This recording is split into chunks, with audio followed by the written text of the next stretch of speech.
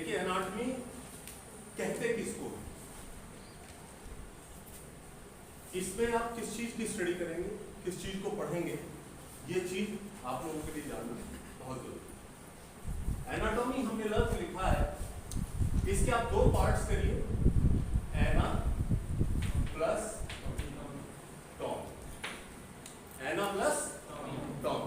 Copy pencil बिल्कुल रख दीजिएगा, कोई जरूरत नहीं है बाद में सब नोट करा दो, सिर्फ मैंने समझाया था, सिर्फ मुझे देखिए और समझने की कोशिश कीजिए। ये तो सब चीजें लिखी जाती रहेंगी, नोट्स भी आ जाएंगे आपके पास, समझिए। तो एना प्लस टॉमी, सिर्फ ध्यान मेरे पे रखिए, आपको इंशाल्लाह सब समझ में आ जाएगा। एना मीन्स होता है पार्ट्स और टॉमी मीन्स होता है cut,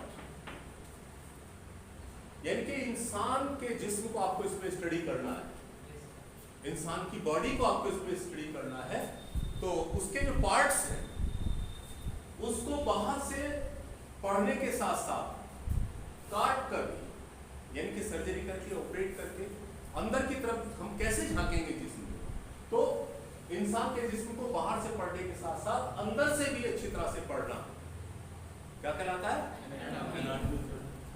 Anatomy is the science which deals with the internal and external structures of human body, just like आपका heart, muscles, bones वगैरह वगैरह, ठीक है। जैसे आपको मैंने बताया था कि मेरे पास ये आपका ये पेन है आपका, मैंने मिसाल भी दी थी आपको कि ये पेन है आपका, अभी आपने सिर्फ बाहर से इसको देखा, बताया कि पेंसिल है, ठीक है, आप सब जानते हैं पेंसिल है, लेकिन इस पेंसिल के ये बाहर से तो देख लिया आपने पेंसिल, लेकिन आप इसको अंदर से जब देखेंगे कि इसके अंदर क्या क्या है, कैसे ये ओपन होगा, इसके अंदर एक रिफिल मिलेगा, उसके अंदर एक नोक मिलेगी जिससे हम लिखते हैं, ठीक।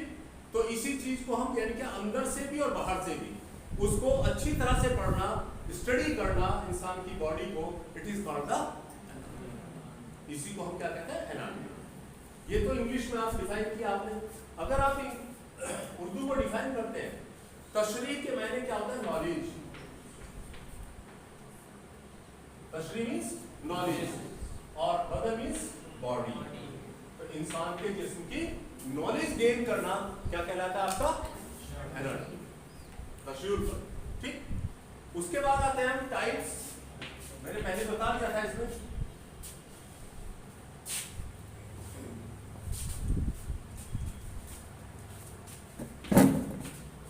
Types of anatomy. टाइप्स में हम आपको पहले कुछ टाइप्स बता चुके हैं, फिर आपको बता रहे हैं। Number 1 gross anatomy,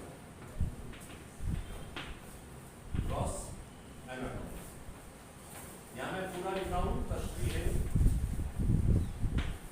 मजमूई। ग्रॉस के मैंने होता है आमतौर से, जनरली, एनाटॉमी मींस एनाटॉमी, मजमूई के मैंने आमतौर से, जैसे एक इंसान को आपको आपके सामने बैठाना है या लेटाना है, उसमें सिर्फ आपको बाय द नेक डाई, उसको ना छूना है, कुछ नहीं करना है, ना उससे कुछ पूछना है, आपको सिर्फ क्या है, पेशेंट को या इंसान को लिटा के बैठा के सामने आपको ये देखना है कि इतना तो आप, क्योंकि इंसान है, जानते हैं कि यहाँ क्या होता है, यहाँ क्या होता है, ये सर है, आंख है, नाक है, कान है, मुंह है, ये सब आप जानते हैं। तो यही चीज इंसान के हमें सामने बैठा के या लेटा के देखना है कि उसकी जो चीज जहां पर होनी चाहिए वो नॉर्मली है या नहीं, ठीक। तो इस तरह से इंसान की बॉडी को जब हम स्टडी करेंगे कि हाँ, कान यहाँ होना चाहिए है, बाल यहाँ होने चाहिए है, नाक यहाँ होना चाहिए है, हाथ यहाँ होना चाहिए है, तो इस तरह से जब इंसान की बॉडी को हम स्टडी करेंगे, it is called the gross anatomy. समझ में आ गई बात? Gross anatomy. Number 2 by the naked eye, आपने देखा है, अगर आपको कोई इतनी मतलब माइन्यूट चीज दे दी जाए जो आपको नंगी आंखों से ना दिखाई दे, तो आप क्या करेंगे? किस चीज का इस्तेमाल करेंगे? माइक्रोस्कोप का इस्तेमाल करेंगे, ठीक। तो इंसान के जिस्म को माइक्रोस्कोपिक एनाटॉमी को मैं ऐसे इंडिकेट कर रहा हूं, ठीक है। तशरीह, तशरीह दकीकी,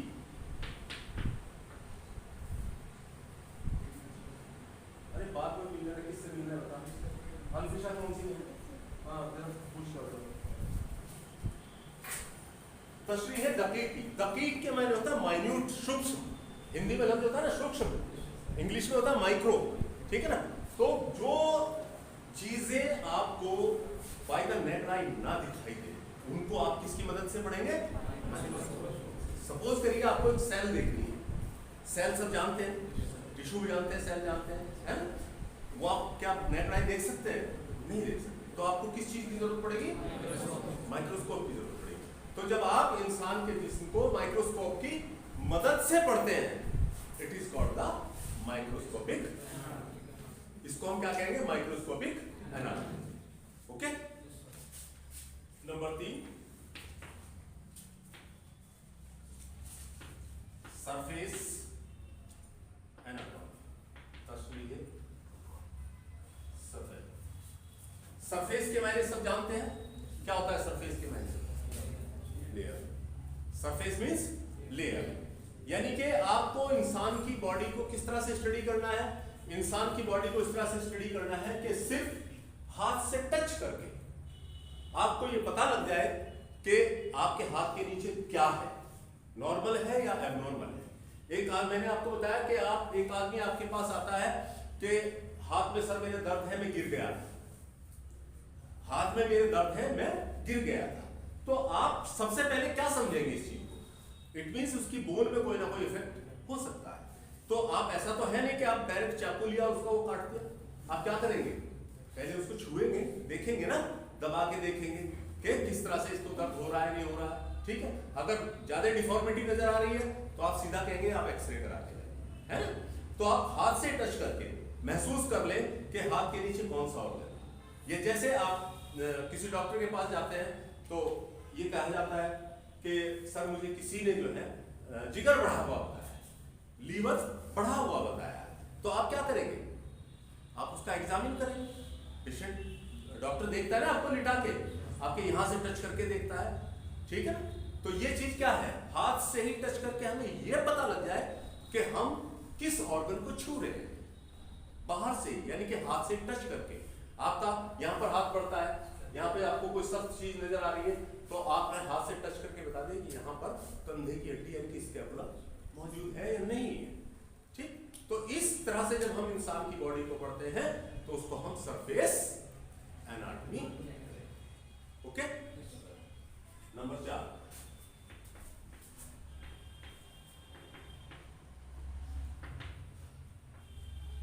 रेडियोलॉजिकल एनाटॉमी। तशरीह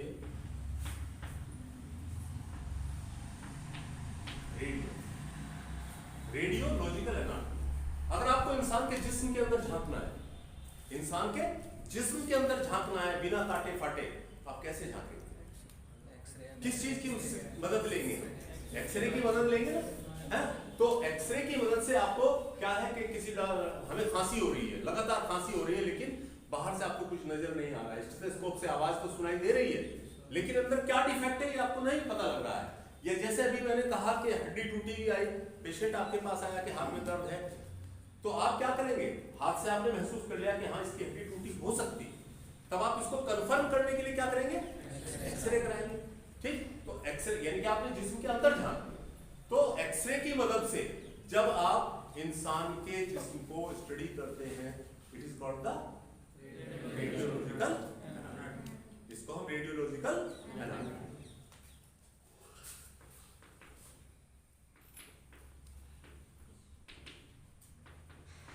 डेस्क्रिप्टिव एनाटॉमी। तशरीह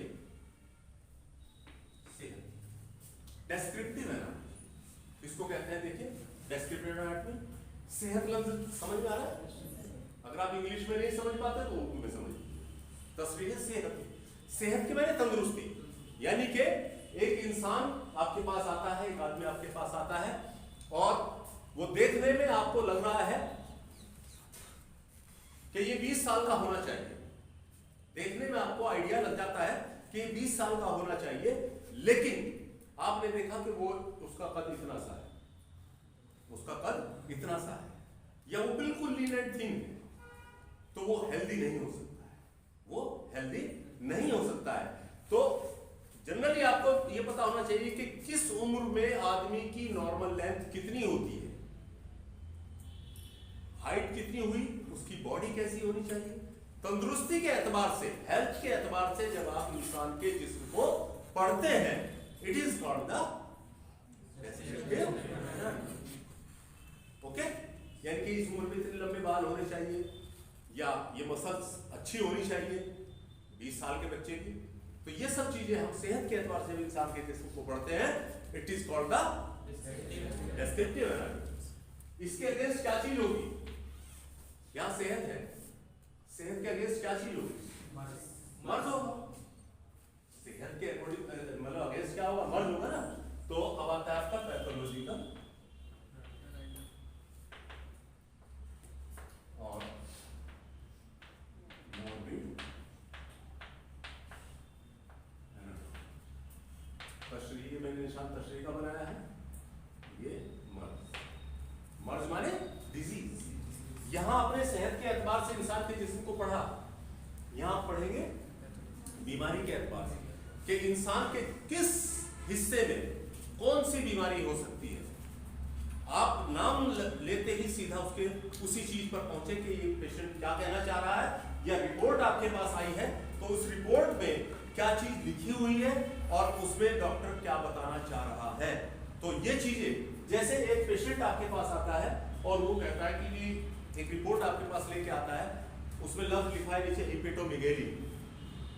हिपेट के माने होता है लीवर, हिपेट मींस लीवर, और मिगेली से मुराद होता है बढ़ जाना, किसी भी चीज का बढ़ जाना। ठीक है, तो अब उसने रिपोर्ट में लिखा है हिपेटोमेगेली, यानी किसका लीवर बढ़ा हुआ है, लेकिन आप उसका हाथ पकड़ के देखने लगे यहां पे, तो आप क्या ठीक कर रहे हैं? नहीं कर रहे ना। तो यानी कि आपको पता ही नहीं है कि हिपेटोमेगेली क्या है, ये किस ऑर्गन में होती है। एक मिसाल मैंने दी थी आपको, आंख आना नॉर्मली बताया ना, आंख आती है लाल हो जाती है ना कभी कभी, गर्मियों के मौसम में अक्सर लाल हो जाती है, तो उसको आमतौर पर कहते हैं कंजक्टिवाइटिस। कंजक्टिवाइटिस उसको कहा जाता है। अब डॉक्टर मतलब पेशेंट आया, पेशेंट ने चश्मा लगाया हुआ है, ब्लैक कलर का चश्मा लगाया हुआ है, और उसने आपको आके, चाहे वो एग्जामिन लेने आ रहा है आपका, वो आपको बोला कि सर मुझे दूसरे डॉक्टर ने कंजक्टिवाइटिस बताया। क्या बताया? कंजक्टिवाइटिस बताया। और आपने उसे कहा कि चलो लेटो मैं देख लेता हूं। इसका मतलब क्या हुआ? आपको मालूम नहीं है कंजक्टिवाइटिस कहां होता है ना। जब आपने कहा कि आप लेटिए मैं देख लेता हूं, अरे भाई क्या देखेगा? जब कंजक्टिवाइटिस में बोल रहा हूं तो इट मींस ये बीमारी सिर्फ आंख में होती है, तो आप चश्मा उतरवाइए उसका, क्या आप चश्मा उतारिए दिखाइए। अगर आपने पढ़ा है, आपको पता है, ठीक है ना, तो आप सीधे वहीं जाएंगे। तो इस तरह से आपको मालूम होना चाहिए कि किस ऑर्गन में क्या बीमारी हो सकती है। इस तरह से जब हम इंसान के जिस्म को पढ़ते हैं, it is called the morbid या पैथोलॉजिकल। पैथोलॉजिकल से मतलब होता है जिस्म के अंदर कोई भी एब्नॉर्मलिटी हो जाना, किसी भी तरह की कोई बीमारी हो जाना, चाहे वो कुदरती तौर की चोट लगने से हो, किसी तरह से कोई भी एब्नॉर्मलिटी हो रही है, यानी कि वो पैथोलॉजिकल कंडीशन है, एब्नॉर्मल हालत है। ओके, तो इसको हम क्या कहेंगे? पैथोलॉजिकल या मॉर्बिड। ठीक,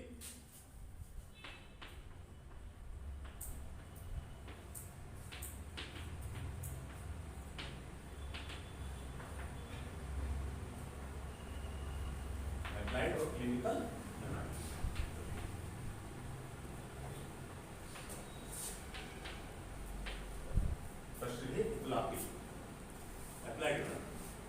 या क्लिनिकल एनाटॉमी।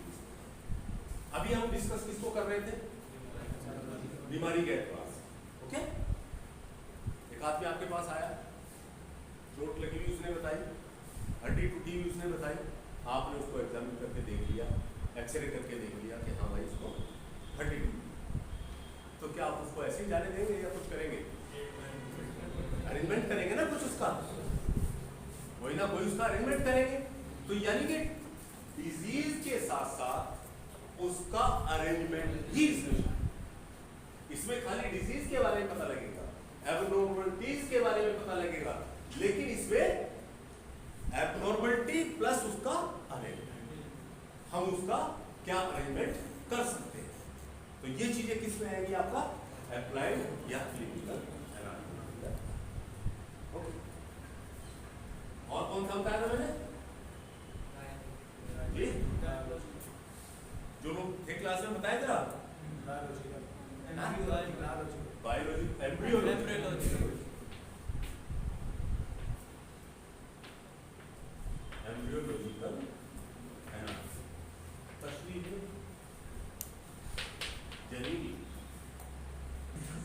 एम्ब्रियो का नाम सुना है? भ्रूण का नाम सुना है?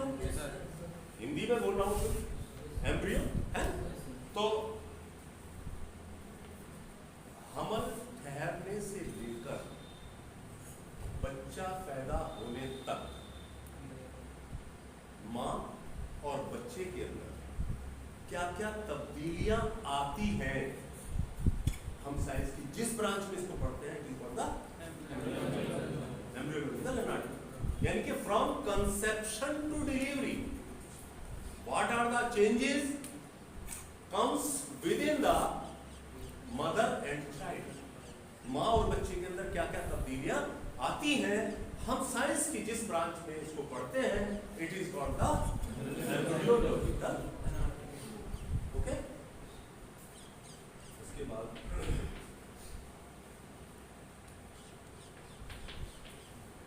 कंपैरेटिव एनाटॉमी,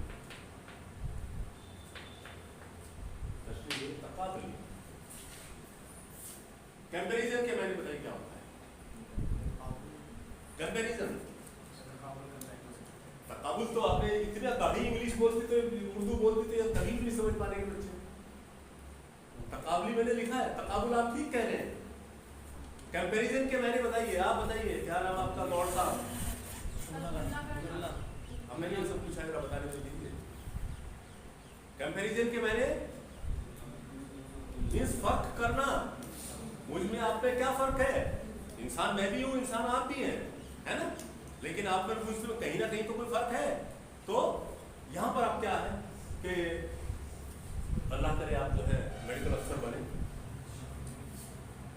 इंशाअल्लाह, तो आपको पोस्टमार्टम करने का मौका भी मिलेगा।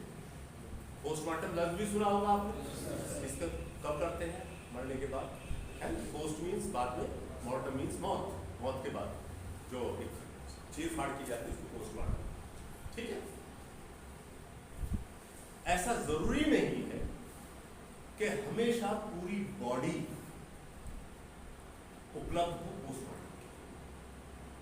बहुत से बार सिर्फ बाल मिलेंगे, बाल लंबे या छोटे, उन बालों में आपको यह देखना है कि ये वाकई किसी इंसान के हैं या किसी जानवर के। तो जब आप एनाटॉमी यानी कि इंसान के जिस्म को इस एतबार से पढ़ते हैं कि इंसान और किसी जानवर का ऑर्गन अगर आपको मिलता है, सपोज करिए एक बड़ा हार्ट आपको मिल जाता है, एक हार्ट आपको मिलता है, पोस्टमार्टम के लिए आपके पास आता है। अब आपको ये देखना है कि ये हार्ट किसी आदमी का है या किसी घोड़े का है। बहुत सी बार आपको खाली एक बोन मिलेगी, उसी बोन से इंसान कातिल तक पहुंचता है, पुलिस कातिल तक पहुंच जाती है। खाली बाल मिलते हैं उनसे पुलिस तक पहुंच जाती है। हिस्ट्री देखी होंगी आपने, क्राइम पेट्रोल देखे होंगे, इस तरह की फिल्में देखी होंगी, है ना? तो उसमें क्या है? इसी एनाटॉमी का इस्तेमाल जिसको हम कहते हैं कंपैरेटिव एनाटॉमी, यानी कि हम इंसान के जिस्म को दूसरे ऑर्गन से मिलाकर किसी दूसरे जानवर के ऑर्गन में डिफरेंट देखते हैं कि वाकई ये इंसान का है या किसी जानवर। ओके, तो इंसान के जिस्म की जो इस तरह से पढ़ेंगे, यानी कि फर्क निकाल के पढ़ना किसी जानवर से, it is called the comparative anatomy. Okay,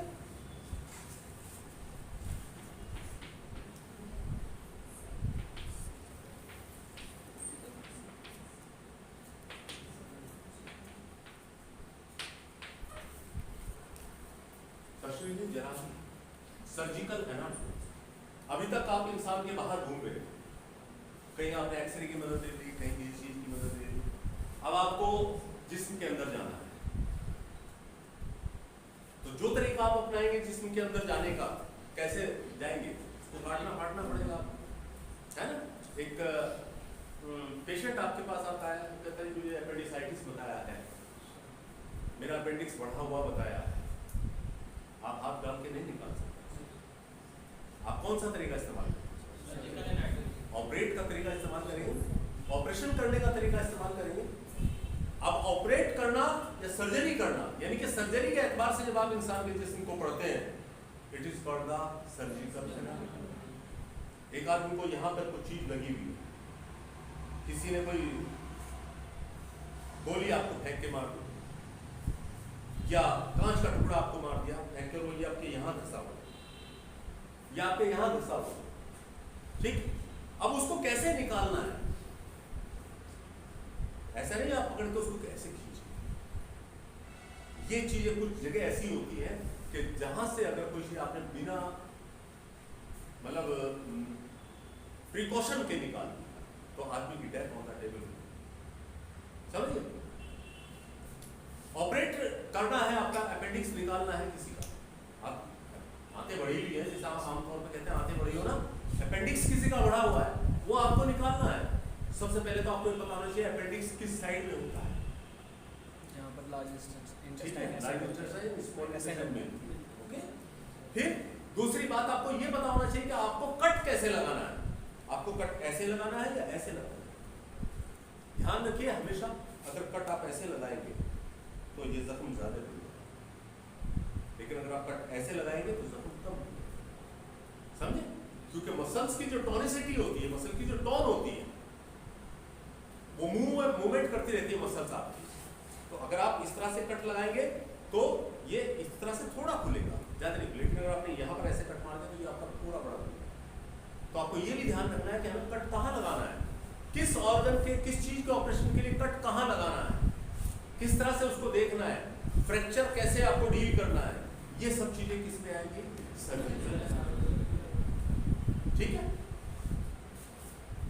समझ में आ गया, आगे बढ़े।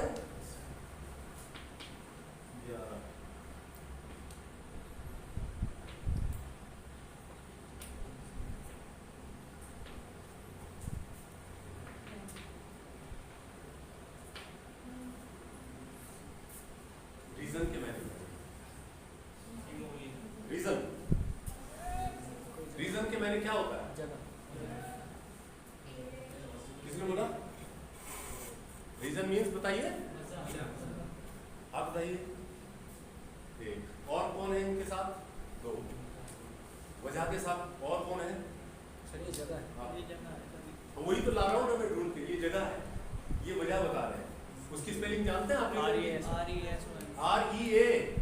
RESON, वो रीजन होती है वजह, ये रीजन होता है एरिया, जगह, समझे।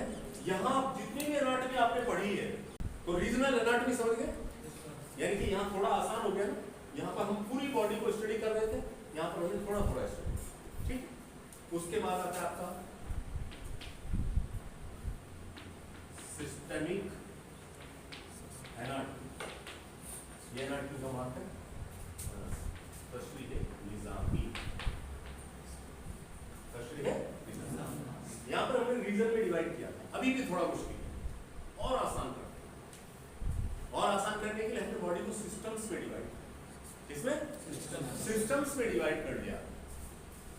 अभी आप पढ़ के आए हैं इंटर में, सिस्टम्स, तंत्र आप पढ़ के आए हैं, आए ना, कौन कौन से सिस्टम होते हैं, वेरी गुड, जैसे आपका रेस्पिरेटरी सिस्टम, डाइजेस्टिव सिस्टम,